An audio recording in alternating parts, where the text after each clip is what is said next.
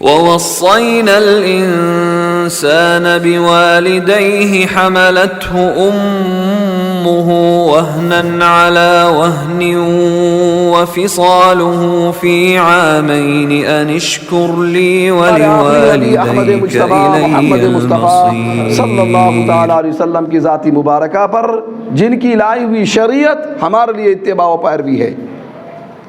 کتاب اللہ، سنت رسول محمد عربی صلی اللہ تعالیٰ علیہ وسلم، یہ میزان ہے۔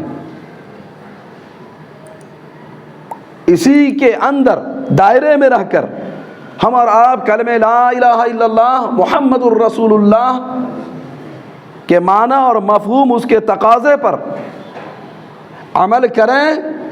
ہم مسلمان ہیں، ذرہ برابر بھی ادھر سے ادھر خواہشات نفس کی پیروی کی، رسم و رواج کی پیروی کی،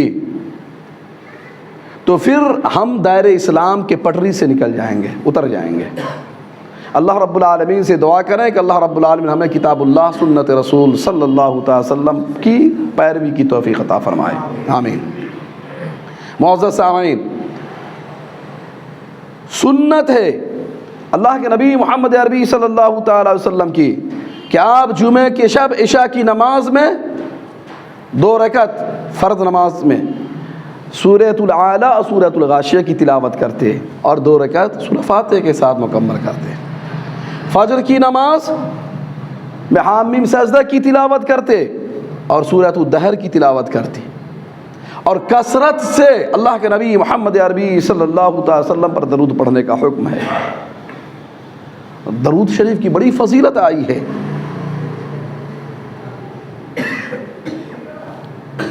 علماء کرام نے اس کے بارے میں بہترین اور بہت سارے نکات نقل کیے ہیں۔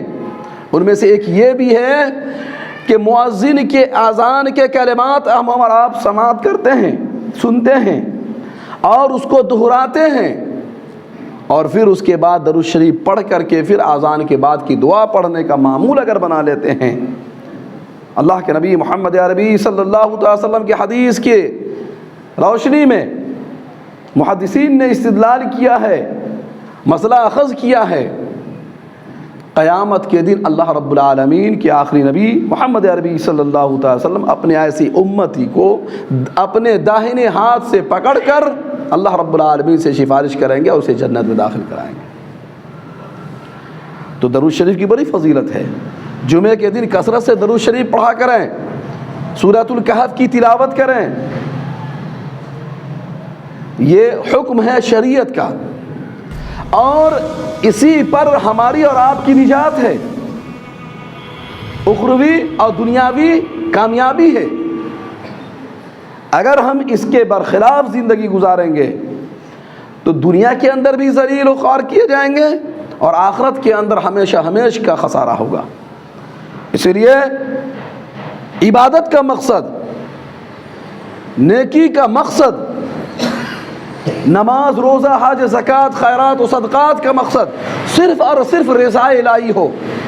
کلمہ لا الہ الا اللہ کا مقصد صرف اور صرف لا الہ الا اللہ کا مقصد رضا الہی ہو۔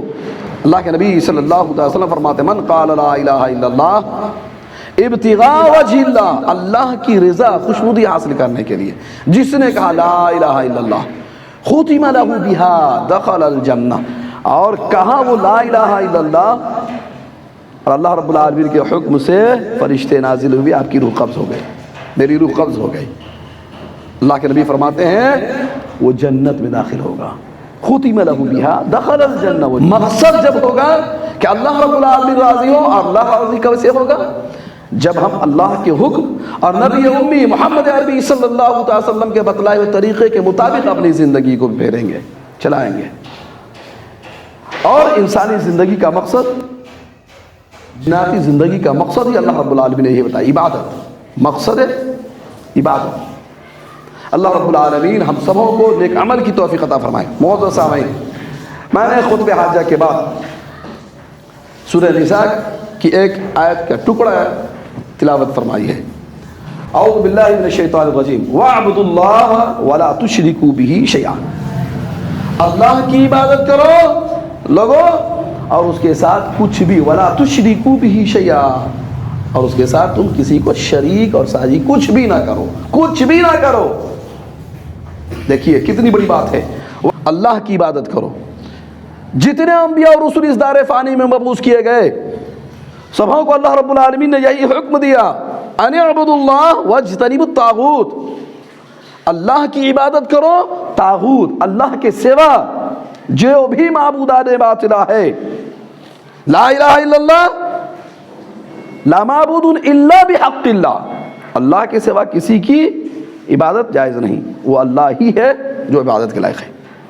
واجتنبوا الطاغوت، اس کے علاوہ آپ زمانہ جاہلیت کی طرف چلیں، کسی بھی چیز کو سمجھنے کے لیے مسلمانوں، اسلام کو سمجھنے کے لیے، جاننے کے لیے آپ کو زمانہ جاہلیت کے حالات پڑھنے ہوں گے، اس کو معلوم کرنا ہوگا کہ اس وقت کے حالات کیا تھے، لوگ کیسے تھے، کس قدر گمراہی میں مبتلا تھے، اور پھر اسلامی تعلیمات کو سیکھنا ہوگا، پڑھنا ہوگا، پھر مقابلہ کر کے، موازنہ کر کے آپ کو خود اللہ رب العالمین نے حجر دیا ہے، عقل دیا ہے، اسے سوچنا ہوگا۔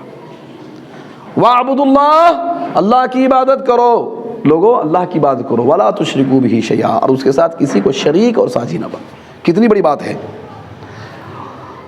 وَبِالْوَالِدَيْنِ إِحْسَانًا، اور اللہ رب العالمین کے ساتھ، اپنے والدین کے ساتھ نیکی کرو، اپنے والدین کے ساتھ حسن سلوک کرو۔ آئیے حضرت ابو بکر رضی اللہ تعالیٰ عنہ حدیث کے راوی ہیں، اللہ کے نبی محمد عربی صلی اللہ تعالیٰ علیہ وسلم نے صحابہ کرام سے سوال کیا، فرمایا کہ اے لوگو، اے میرے ساتھیوں، میں تمہیں سب سے بڑے گناہ کے بارے میں نہ بتلاؤں، سب سے بڑے گناہ کے بارے میں نہ بتلاؤں؟ صحابہ نے کہا اللہ کے نبی کیوں نہیں، آپ ضرور بتلائیں۔ آپ نے فرمایا الا انبئکم باکبر الکبائر، سب سے بڑے گناہوں کے بارے میں نہ بتلاؤں؟ آپ نے فرمایا الاشراک باللہ وعقوق الوالدین، اللہ رب العالمین کے ساتھ کسی کو شریک کرنا، ساتھی بنانا، اور والدین کی نافرمانی کرنا، یہ سب سے بڑا گناہ ہے، یہ سب سے بڑا گناہ ہے۔ پھر آپ صلی اللہ علیہ وسلم لیٹے ہوئے تھے، ٹیک لگائے ہوئے تھے، بیٹھ گئے، فرمایا الا وقول الزور وشہادت الزور، الا وقول الزور وشہادت الزور، اتنی بار آپ نے کہا، راوی حدیث کہتے ہیں کہ دل میں یہ بات پیدا ہوئی کہ کاش کہ اب اللہ کے نبی خاموش ہو جاتے، ہم لوگوں نے سمجھ لیا کتنی خرابی ہے۔ خبردار جھوٹی بات، جھوٹی گواہی سے بچنا، خبردار جھوٹی بات اور جھوٹی گواہی سے بچنا، خبردار جھوٹی بات اور جھوٹی گواہی سے بچنا، یہ سب سے بڑا گناہ ہے۔ یہ اللہ کے نبی محمد عربی صلی اللہ علیہ وسلم کی صحیح حدیث ہے، بخاری شریف کی روایت ہے۔ تو آپ صلی اللہ علیہ وسلم پر اللہ رب العالمین نے آیت نازل فرمائی، وَاعْبُدُوا اللَّهَ، لوگوں تم اللہ رب العالمین کی عبادت کرو، وَلَا تُشْرِكُوا بِهِ شَيْئًا، اس کے ساتھ کسی کو شریک اور ساجی نہ بناؤ۔ الا انبئکم باکبر الکبائر الاشراک باللہ وعقوق الوالدین، اور ماں باپ کی نافرمانی کرنا، یہ سب سے بڑا گناہ، سب سے بڑا گناہ۔ ہم اور آپ نماز پڑھتے ہیں، روزہ رکھتے ہیں، حج کرتے ہیں، زکوٰۃ ادا کرتے ہیں، سمجھتے ہیں یہ اسلام ہے، حقوق اللہ کو ادا کرتے ہیں، اللہ رب العالمین ہم سے راضی اور خوش ہے۔ حضرت عمرو بن مرہ الجہنی رضی اللہ تعالیٰ عنہ حدیث کے راوی ہیں، کہتے ہیں اللہ کے نبی محمد عربی صلی اللہ علیہ وسلم کی خدمت میں ایک شخص حاضر ہوتے، عرض کرتے ہیں اللہ کے نبی محمد عربی صلی اللہ علیہ وسلم، میں گواہی دیتا ہوں اشہد ان لا الہ الا اللہ وان محمدا عبدہ ورسولہ، کہ بے شک اللہ کے سوا کوئی عبادت کے لائق نہیں، اور میں گواہی دیتا